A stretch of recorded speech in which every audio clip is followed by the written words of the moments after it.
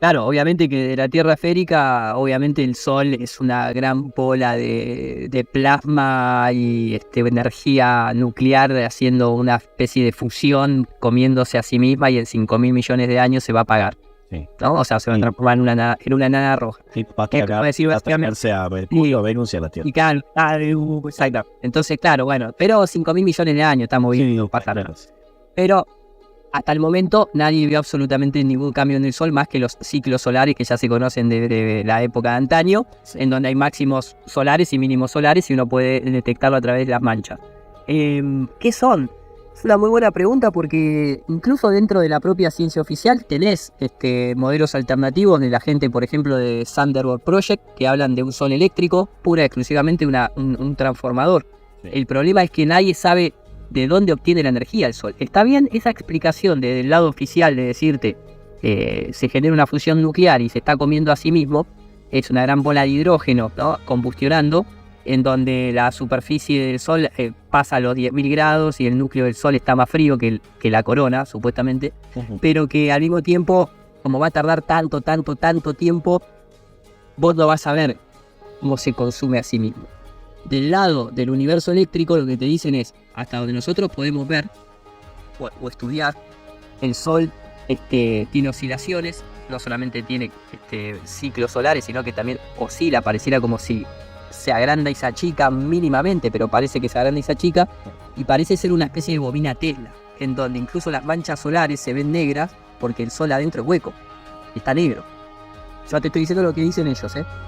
Entonces, el punto en lo que yo coincido es una fuente electromagnética y que obtiene su energía, vaya a saber uno de dónde, pero lo que nosotros nos podemos llegar a imaginar es que su energía lo obtiene de algún centro de donde se esté produciendo esa energía, ya sea el famoso y querido Sol Negro, Monte Meru, donde está Polaris, y se carga de vía wireless, como cuando uno tiene un dispositivo telefónico y puede apoyarlo o dejarlo en el aire, y si abajo hay una plataforma de carga inalámbrica, se carga de manera inalámbrica. Queda después de todo el gran proyecto de Nikola Tesla, ¿no? Brindar al mundo de forma inalámbrica energía gratis, o a un muy bajo costo, donde aparece la familia de los Morgan, que eran los que tenían el monopolio del tendido eléctrico, de cobre, y entonces dijo, inalámbrico no, o sea, porque me quedo, ¿no? Pero que existe la transmisión de energía inalámbrica, pero está totalmente demostrado a la fecha de hoy por cualquiera. Entonces, seguramente el Sol obtenga su energía de forma inalámbrica, o sea, sin un cable que esté conectado al Sol, de una fuente primaria de la cual hablan un montón de culturas, incluso de manera un poco exotérica. La NASA dice que nosotros tenemos como una especie de agujero negro en el medio de nuestra galaxia, la cual se está comiendo todo, ¿no es cierto? Ahí no sé si, no me acuerdo qué nombre le pusieron, en donde también se dice que se consume la energía de nuestra propia galaxia porque es un agujero negro y por lo tanto todo lo que se acerca no vuelve a salir. Que es todo lo contrario, creo que, como la NASA invierte las cosas, creo que es todo lo contrario a lo que sucede. Lo que creo que hay un sistema cerrado, nosotros vivimos en un sistema cerrado, donde hay una fuente de energía inagotable, que va proporcionando y va alimentando el sistema de manera constante, que también es un agujero negro, porque también se le llama el sol negro. O sea, es como la inversión de lo que dice la oficialidad. La oficialidad dice que hay un agujero negro que todo traga, y acá el agujero negro todo lo da. Aparentemente, el sol negro todo da. Es la energía potencial y la energía infinita. Y eso también lo podés ver porque hay una característica que es muy exclusiva de ese ambiente, que pareciera ser que en el cosmos, en donde nosotros identificamos como espacio exterior, no se aplica la termodinámica. ¿Por qué digo? Porque no hay entropía. O sea, el Sol alguna vez frenó su velocidad, la Luna alguna vez se frenó su velocidad, los planetas, las estrellas alguna vez frenaron en su velocidad, o sea, dejaron de tener el movimiento constante que tienen. Que nosotros tengamos registros, no. O sea, no parecieran eliminar, o sea, no parecieran perder energía de manera constante, en el cual van a terminar agotándose. O sea, todo sigue teniendo los mismos ciclos desde que los sumerios y los babilónicos los mapearon. Entonces esa parte es bastante curiosa. No digo que no haya cambios en el cosmos. Obviamente que hay quasars, que hay púlsares, que hay cuestiones de estrellas fugaces como las solemos conocer y demás. Pero estoy hablando de los cuerpos principales. los 7, o sea, las 2 luminarias y los 5 planetas visibles se comportan de la misma manera que se comportaron desde siempre, por eso se utilizan como relojes. Dado que el tiempo no existe, funcionan como relojes, ¿no? Tenemos el ciclo solar, el ciclo lunar y el ciclo sideral, que es el de las estrellas, y esos son en lo que se basa el mes, la luna, el month, el sol, obviamente, que es la representación del hour, de Horus, ¿no? 24 horas, 60 minutos, 60 segundos, 24 horas. Todo eso da 6, 6, 6. Y de ahí se viene la analogía de que el tiempo, Satán, es el dueño de la materia, porque el tiempo es el único que puede degradar la materia y el carbono está constituido en esa simbología del 666. Entonces, ¿qué son? Para algunos son plasma. Por ejemplo, hay un científico de la década de los 60 que dice que la luna está hecha de plasma. Sin embargo, a la fecha de hoy, en algunas universidades japonesas, que yo siempre lo muestro, hay ingenieros en plasma que dicen que las estrellas son plasma. Y está ese documental de la BBC donde recrean una estrella en un jarrón a través de sonido de alta frecuencia que se termina condensando a sí mismo y generando la apariencia de una estrella. Y eso también lo hacen a través de vibración, o sea, de la palabra, del sonido. Dios dijo, hágase la luz.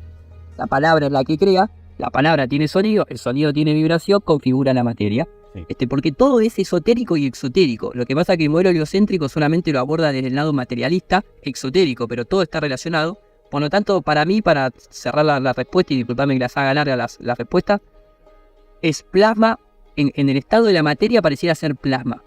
En su mayoría, porque muchos tienen su propia luz, justamente luminaria.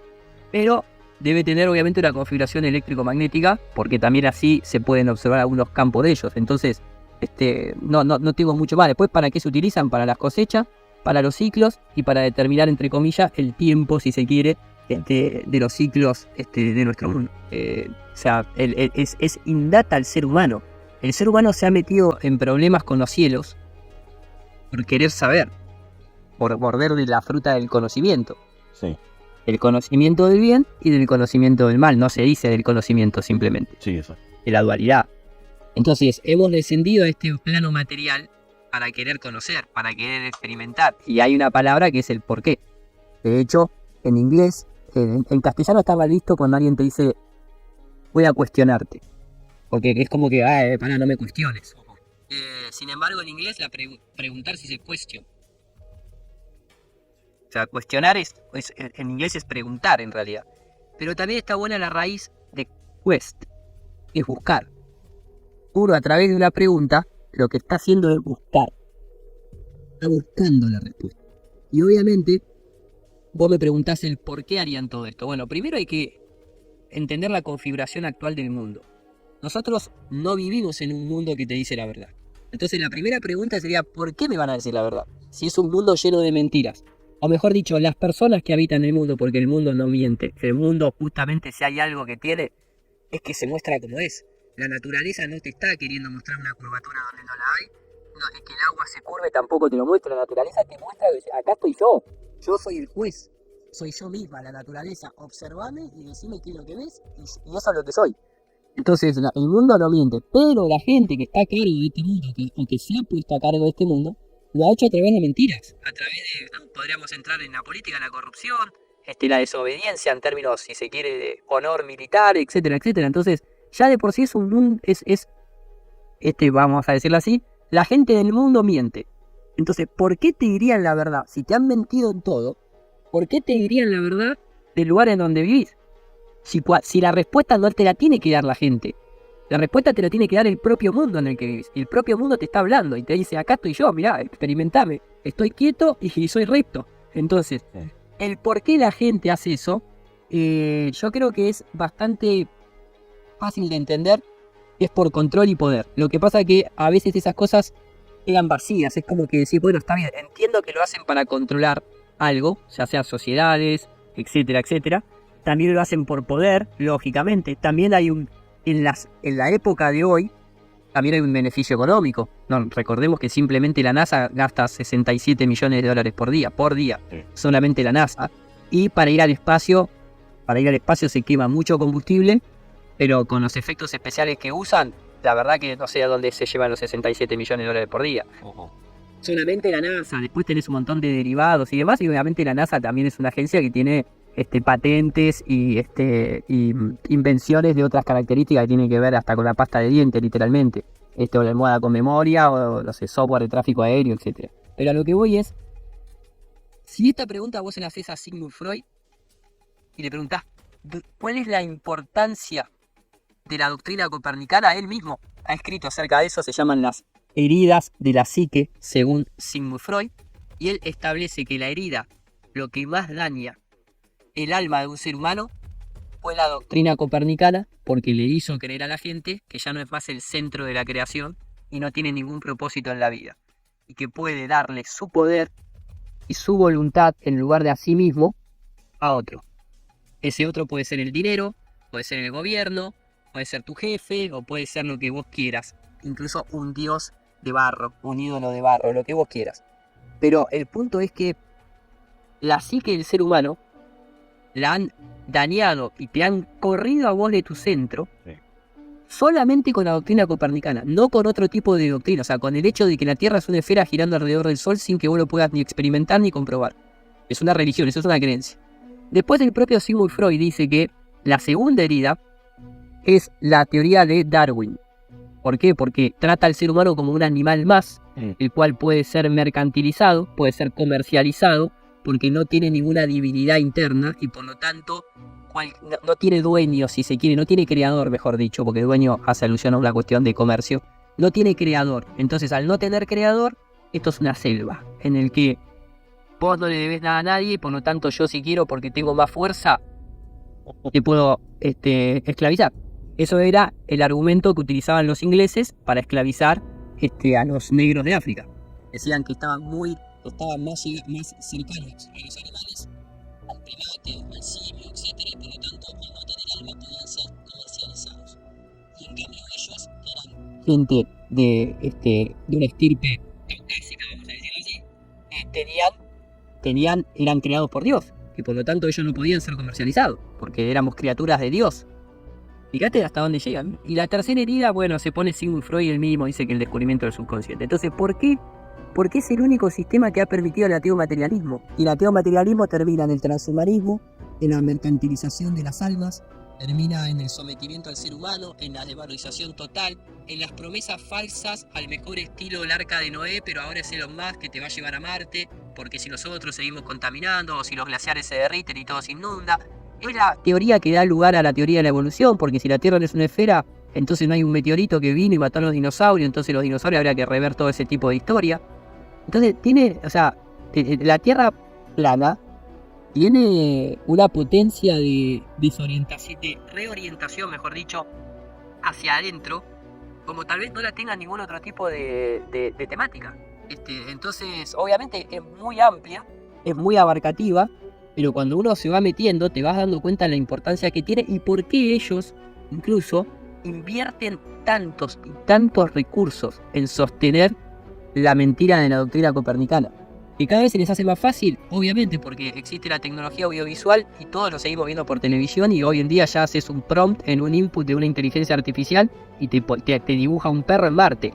Entonces ya cada vez es más fácil, pero siguen necesitando sostener esa mentira y no escatiman en recursos para sostener el mayor de los grandes reality shows que son las agencias espaciales. Es verdad, pero aparte vos lo ves en el Congreso y es así, o sea, esa frase no sale de la nada.